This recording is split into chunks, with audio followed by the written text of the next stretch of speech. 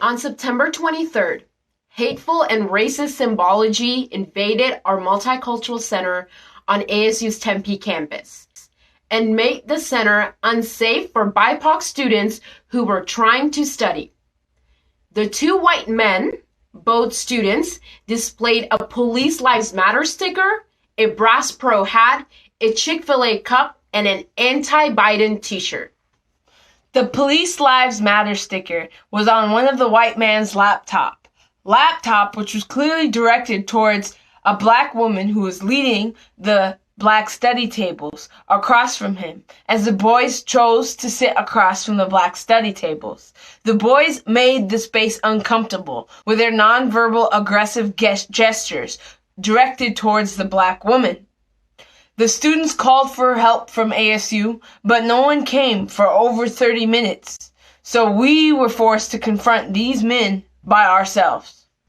After this incident, we received thousands of rape, death, and lynching threats on our personal Instagram, Facebook, Twitter, and email accounts. It's been more than 2 months since the incident, and Zara and I received these threats every single day. ASU was aware of how we were getting doxxed and suffering psychological and emotional violence by white supremacists from across the country, but it still did not protect us. Instead, they launched an investigation against us, and we had to mobilize the community to protect ourselves from being kicked out by the institution. ASU's investigation found us guilty of interfering with university activities. Dear white people, aka ASU, you openly discriminated against us on November 16th when you handed down your decision from your racially biased investigation. We are being persecuted for defending our Multicultural Center from racism and sexism. You gave us 2 punishments. The first one was a warning, and the second one was to write a 3-page paper on how next time when we talk with white people about race and society, we will be civil. This video is in fulfillment of our educational intervention. We're going to give ASU an educational intervention on why telling students of color at ASU to be more civil in the face of white supremacy and neo-Nazism on this campus is actually violent. ASU is a violent place. Just last week, there was an Islamophobic attack at ASU in which pages from Quran Majid, the holiest book for Muslims, were ripped apart and burnt for Muslim students to find in the interfaith room. The interfaith room is the only place on campus where Muslim students are told they should pray in. Meanwhile, there are multiple small rooms in the Multicultural Center at ASU Tempe that Muslim women who are looking for a private place to pray in are locked out of. We are told the reason that Muslim women cannot use those small spaces to pray in is because it would not be equal. You see, this is the problem. ASU does not understand the difference between equity and equality, and ASU refuses to center the most marginalized. In addition to that hate crime, around October 31st, another hate crime happened at ASU, Tempe, where anti-Semitism flyers littered the campus. These flyers had an ASU registered student club, the College Republicans United, on the flyer. This is the same club that raised money for Kyle Rittenhouse. And these are just the attacks that have happened since our own viral incident on September 23rd. This tells you a little bit about the type of environment, the toxic place that ASU wants us to be civil in. I have come to MLK's conclusion that I have integrated my people into a burning building.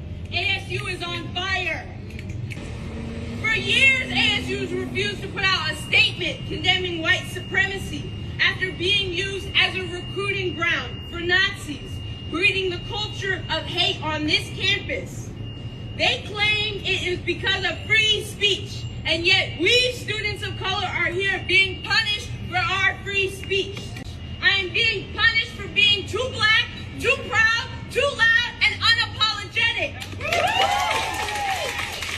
I am being punished for not adopting respectability politics. But I don't need respectability politics. I am a Ford Fellow appointed by President Pro himself to the African American Advisory Council. I achieved all this while refusing to tone down my blackness to make white people feel more comfortable. Our center has been infiltrated by Trump supporters, and ASU is telling us there's nothing we can do. ASU refuses to protect students of color, and the world needs to know how they treat us here on this campus when we push to make it a better place for all. Calls for civil dialogue can be weaponized in two critical ways. First, if a white person actively trolls and provokes an encounter, but does so in a relatively implicit way, say they enter a space meant to foreground the experiences of people of color, and these folks deploy a rhetoric meant to diminish Black and queer lives. As long as the trolling is plausibly deniable to an ideologically white-oriented audience, then any pushback that the white individuals receive may be cast as aggression. The act of instigation itself will be erased, and the instigators will be cast as victims, and the people who seek to defend themselves will be seen as aggressors, uncivil, harassers.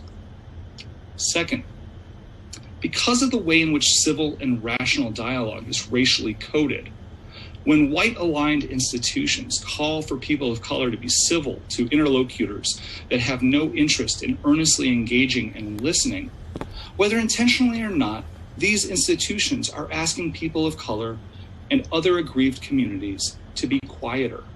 They are asking them to be less vociferous in their defense of their personhood. In other words, calls for civility easily become calls for docility, a submission to the way things are, as opposed to a vocal defense of the world as it should be. Thank you. ASU is angry at me and wants me to put me back in my place as a brown woman. ASU is punishing us for standing up for our friends and other students of color. ASU is punishing us for telling two white boys that only one room on campus is not going to center them. If you all didn't see it yesterday, the provost of this university, Nancy Gonzalez, sent out a statement yesterday in response to the 3,511 plus messages ASU received in support of us. In her statement, Nancy Gonzalez tries to sympathize with Zara, Mimi, and I, and assures everyone that ASU is handling this case with cultural awareness. But in her statement, she misspells my first name. Are you serious? How are you going to support me if you even can't spell my first name correctly on a public statement? This is the level of care ASU has for us. They're insensitive to Pakistani and Muslim cultures. They want us to turn in a written statement by December 15th, explaining how we will be civil and how, and I quote, you might approach such a situation in the future to facilitate a civil dialogue on the purpose of the MCE or the topics of race and society addressed in this confrontation. They want me to be civil. They're calling me a savage. This is what white people did when they came to my country and they colonized us for 250 years. I'm Camilla Fojas, the director of the School of Social Transformation, and I'm sending this video in support of the students who were defending the multicultural space at ASU. And part of I wanted to underscore that and to send my support of the students and to say that I think their reaction was justified and was equal to the symbolic violence that these students in their presence and in the symbols that they brought into the space represented.